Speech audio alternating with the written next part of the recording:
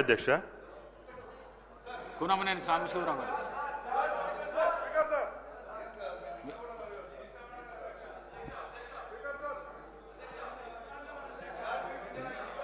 ధన్యవాదాలు అధ్యక్ష గారు.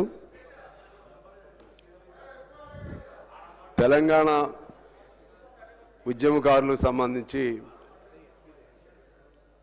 తెలంగాణ రాష్ట్ర అవతరణ సందర్భంగా ఉద్యమాల్లో పాల్గొన్నటువంటి కొన్ని వందల మంది కేసులకు వెళ్ళారు, జైళ్ళకి వెళ్ళారు. వాళ్ళందరికీ ఏదైనా తెలంగాణ వచ్చిన తర్వాత ఒక వారి బ్రతుకు తెరువు బాగుపడేటువంటి అవకాశం వస్తుందని ఆశించారు. కానీ ఏమీ రాలేదు. ఈ కొత్త ప్రభుత్వం వచ్చిన తర్వాత ఆనాడు ఉద్యమంలో పాల్గొన్న వాళ్ళందరికీ 250 గజాలు చొప్పున ఏర్పాటు చేసి ఇళ్ళు ఏర్పాటు చేస్తామని హామీ ఇచ్చారు. అది ఇప్పుడు అందరూ అడుగుతూ ఉన్నారు. అందుకని మీ ద్వారా ప్రభుత్వాన్ని కోరుతా ఉన్నాను, రియల్గా ఉద్యమంలో పాల్గొని ఇబ్బందులు పడ్డ వాళ్ళని అవసరమైతే అధికారుల ద్వారా గ్రామ సభల ద్వారా నిర్ధారించి వారికి తగు సహాయం చేస్తే వారు సంతోషం. ఇప్పుడు మొన్న జరిగిన ఉద్యమంలో అలాగే అంతకుముందు 69 ప్రాంతంలో జరిగిన ఉద్యమంలో చాలామంది చనిపోయారు. వాళ్ళు నిజంగా పోలీస్ కాల్పులకు గురైన వాళ్ళు కూడా ఉన్నారు. వాళ్ళకి ఎటువంటి సహాయం అందలేదు అధ్యక్ష. వారికి సంబంధించి మీ ద్వారా ప్రభుత్వాన్ని గుర్తు చేస్తున్నాను, ఏదైనా సహాయం చేయమని చెప్పి. రెండో అంశం, ఉస్మానియా యూనివర్సిటీకి సంబంధించి 13/3/25 అంటే మొన్నే ఒక జీవో ఇష్యూ చేశారు.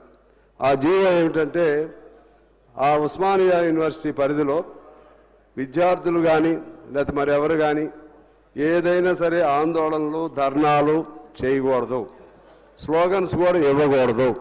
ఇంకా 2-3 అంశాలు పెట్టారు అధ్యక్ష.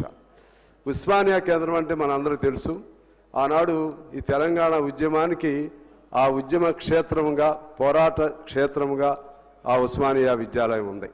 దాంతోపాటు ఉస్మానియా విద్యాలయం ప్రారంభించిన కాలం నుంచి దాదాపు 70-80 సంవత్సరాలు అయింది. అక్కడి నుంచి అనేక మంది మేధావులు, మన వామపక్ష మేధావులు కానీ లేకపోతే ప్రగతిశీల మేధావులు కానీ చాలామంది తయారయ్యారు.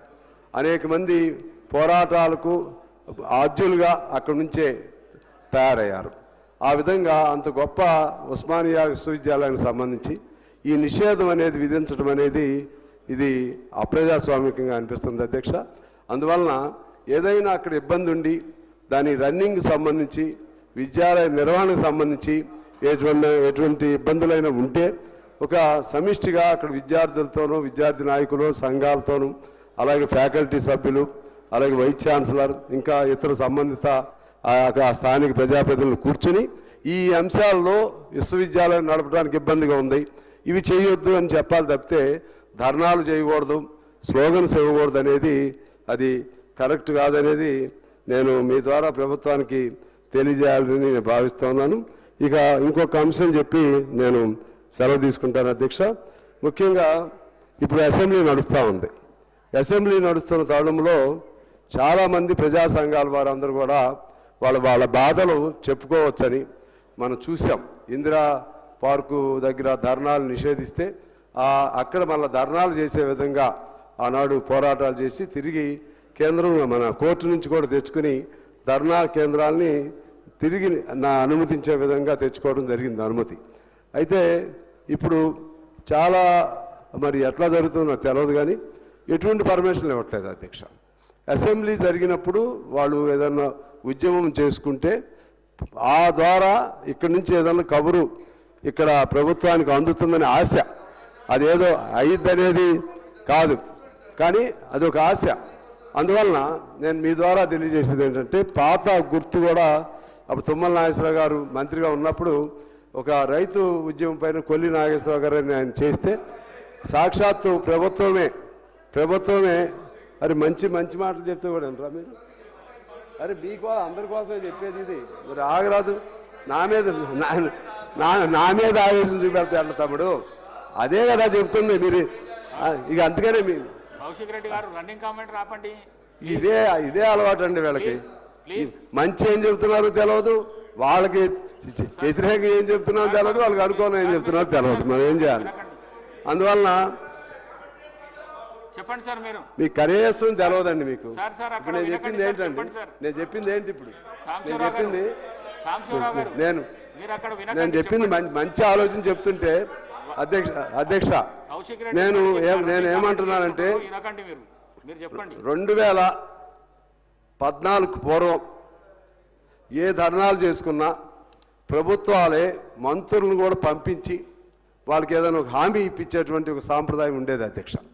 అందువలన ఇవాళ తెలంగాణలో మరలా కాంగ్రెస్ ప్రభుత్వం వచ్చిన తర్వాత మళ్ళీ పాత వరవడి రావాలని చెప్పి మీ ద్వారా నేను కోరుతున్నాను.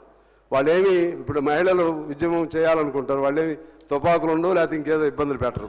అందువలన మీ ద్వారా నేను కోరేది 2014 పూర్వం ఎలా ఉందో ఆ విధంగా ఆయా సంఘాలు వాళ్ళకు సంబంధించిన బాధలు చెప్పుకునే అవకాశాన్ని ఇవ్వాలని, పోలీసులు అనుచితంగా ఇష్టారాజ్యంగా గ్రామాల్లోనే ఈ అసెంబ్లీ జరిగే టైంలో ఊరేగింపని అంటే చాలు అరెస్టులు చేయటాలు లాంటి పద్ధతులు పోవాలని చెప్పి మీ ద్వారా ప్రభుత్వానికి తెలియజేస్తా ఉన్నాను అధ్యక్ష. గౌరవ సభ్యుల యొక్క విషయాలన్నీ పరిగణలోకి తీసుకోవడం జరుగుతుంది అధ్యక్ష. కౌశిక్ రెడ్డి గారు